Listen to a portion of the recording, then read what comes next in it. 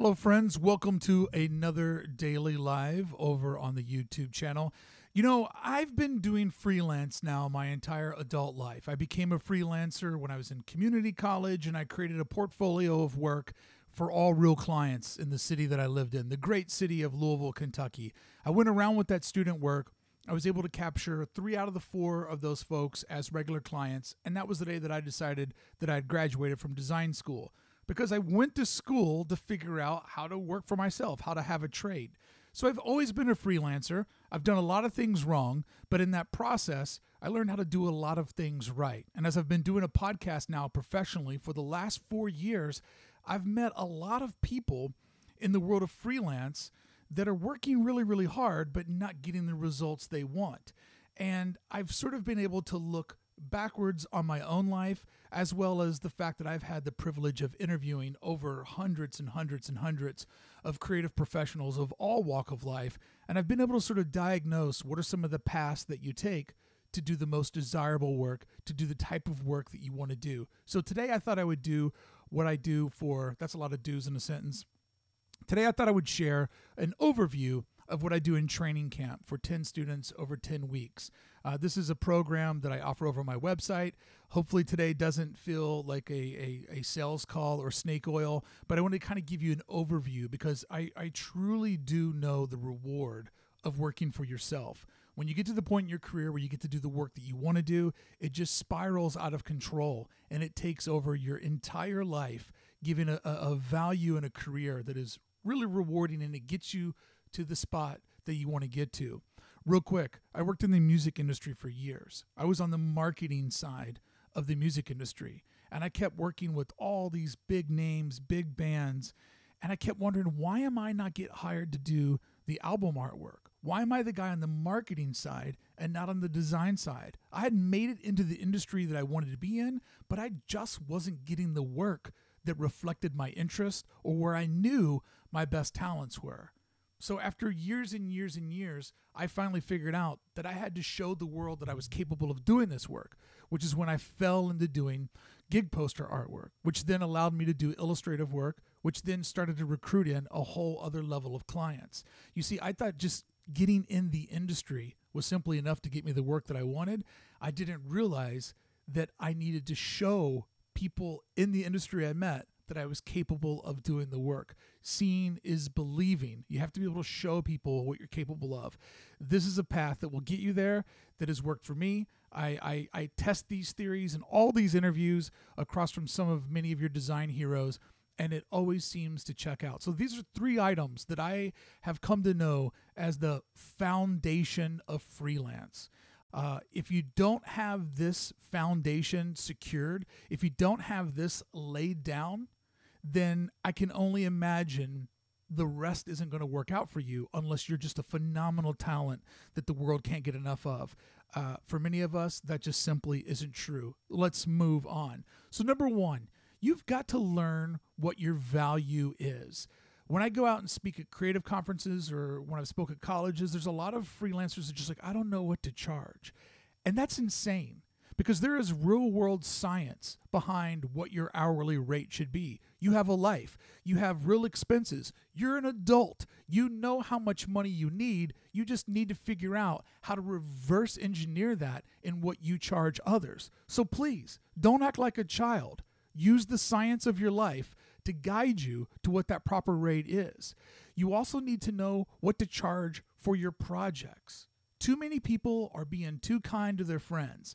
All the students I have this semester are talking about the bud deal, the friend deal. It's okay to do a little something for your friends, but don't let your friends weigh you down. Also, don't let charities weigh you down. Just because you have talent doesn't mean you have to save the world. You need to save you first, build your business so successful that at the end of the year, your accountant goes, you need to donate some money to a charity. Then you give to a charity. But if you're out there trying to swim to shore and somebody throws you a concrete block, you're going to go down. And I see a lot of young designers get sucked into this. So you have to figure out, using real world money, what to charge for your projects so that the projects bring you value, so that the projects help you get to the next one and not hold you back. I see this all the time. People continuously going too low on projects. They end up resenting the work. They don't have fun. They don't like the client. And when it's all said and done, they haven't gained the ground they need to get to the next project. When I see people give up on freelance, it's normally because of that problem right there. If you get into selling your own products, which is a great way to round out your revenue and show the world what you're worth, you've got to understand how that works. You've got to determine a clear market value. You have to make sure that you pay for, or you have the customer pay for, shipping and handling. You have to make sure that you don't get sucked into consignment. You have to make sure that every time you send a product out into the world, you are getting a fair rate. A fair rate will allow you to make more. So the first thing that you need to do is you have to figure out the value of you. Rob Anderson writes in on the live chat, and this is amazing. A real friend pays full retail, and I absolutely believe that. Unless there's some sort of negotiation where you need a sign for your shop and the sign guy needs you to do some design. You get a sign, he gets a logo. That's even Steven. But when a friend comes to you with a handout, it's not really a friend at all. Number 2, you have to understand how to price your work. Now, I've been working with my students on this because design work can be sort of magic, right? If you're a freelancer, if you're a photographer, if you're an illustrator, if you're a graphic designer, a coder, a web designer, whatever you do, our work can kind of seem like magic, right? Because we're not selling cars. We're not selling snow tires. You don't have shelves and shelves and shelves full of inventory. What you have instead is your time. So one of the things that I've worked with people on is how to make the untangible seem tangible. Think about what you do for people. There's an amount of work that you do. There's probably an amount of comps that you present to them. There's probably rounds of revisions that you're willing to give for them. And there's an ownership that you're allowed to trade for them. When you can take these items and create it out into a script for success and literally think about everything that you're going to do and associate a time with that, and then the time associates a price with that. You've now taken this abstract thing of your talent to be able to sit down and do an amazing illustration of whatever's in your mind's imagination. You've found a way to make that actually worth something. And the beauty of that is when you know what that value is, you have the ability to negotiate against it. And it also gives you the ability to make clients accountable for what they ask for. You can get it fast, you can get it cheap, and you can get it quality. But you can't get all three of those at once. So when you decide upon a price and then they move the timelines around you, if you've understood how to price your work, if you've created an agreement or a script for success, you now have accountability. Oh, no. We agreed that I would get you round 2 in 5 business days. Friday is not 5 business days from now. If you need it by Friday, you now need to pay me more money. Accountability goes a long way with your clients. It makes sure that when you're doing work for them, you're doing work that is worth your time. And then number 3, how to negotiate. This is a big one. And it's a big one in the digital age because a lot of people like to negotiate through email. And I'm telling you right now, through email, you're giving the other person all the time in the world to perfectly sculpt an email, to sculpt a response that gets you as low as you're going to go. I also know that a lot of designers these days have started sending over tiered pricing. Tiered pricing, it makes me want to shed a tear. Because when you send over, you could pay me $5,000, you could pay me $4,000, or you could pay me $3,000. They're always going to find a way to spend $3,000, unless they're solid people that you're working for. But why in the world would you already negotiate against yourself? Why would you give them the ability to not give you the fair rate? Now send over the $5,000 and let them talk you down to the 4. Let them talk you down to the 3. And guess what? What if they don't write me back? Well, if they don't write you back, that means they didn't even want to pay 50% of what you were worth, and they're not the type of job that you want. You can't give away your services for free. And a lot of times when people are working for free, a lot of times when people are actually working for money, they don't realize this, but they are giving away stuff for free.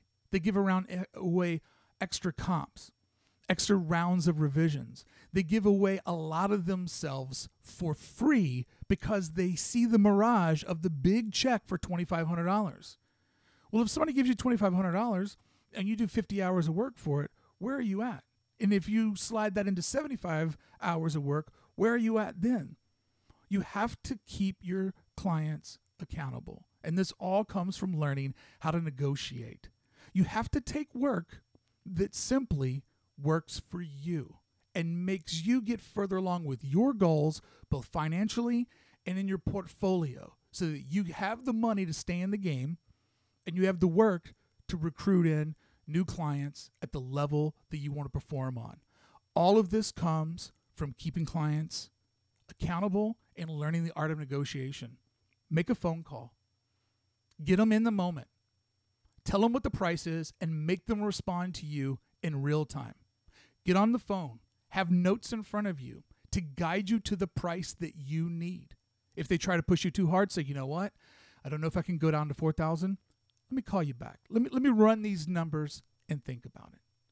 In real time, people are really accountable. Through email, through tiered pricing, you're giving everybody the ability to get the best rate out of you, which is not great for you. It all comes down to this: the more money that you make. And I know money isn't the key to happiness. That's not what this is about. But money does make a lot of stress go away. Because if you've ever had not enough money, you know what that feels like. And when you have money, it frees up the mind to do more. This, what I'm going to show you, is the pattern of success. This is how you get to be doing exactly what you want to do. But without the foundation that we just poured, how are you going to get there? The more money that you can make, the more freedom that you earn. So let's say that you charge $5,000 for a project, but you only have a monthly nut of $2,500. Well, you just bought yourself a free month of time to do what you want. And the more work you can do for yourself, the more you can show the world what you're capable of, the more people that will hire you to do the work that you love. And then the more people that hire you to do that, the more people that are attracted to the best work that you do that you love, it gives you the ability to be in demand and to be able to claim your price. So now that you've gotten really known as the portrait girl, you can show the world, hey, I'm the woman that does these portraits and I do them this certain way. And you came to me because you saw it in the New Yorker and you saw it in this magazine and you saw it on this website. And now I can charge more. Same work, more money, which equals more freedom. More freedom. Do it again for yourself. More people see it. More people hire you for it. More people want it. More money. That's the spiral of success. But you're never going to get there if you don't do the 3 items that are the foundation. If you don't know your value, if you don't understand how to price your work, and you don't know how to negotiate for a fair rate, you're not going to make the money that you need to make. I do this with my training camp. You can find out more about it over at aid.network. There's 8 spots left for the next one. I don't care if you sign up. It sells out. This wasn't to do that. I can give you more information if you want over there, but I wanted to break down in a small bird's eye view in less than 15 minutes the 3 things that you really need to be focusing on. Because I know you think to get your career where you want it to go, it's about getting better at design, and it's about getting better at being a photographer or a coder. And that's true, that's a part of it, but it's also about being better at being you and fighting for you and getting what you need. If you want more information, go to aid.network/training camp.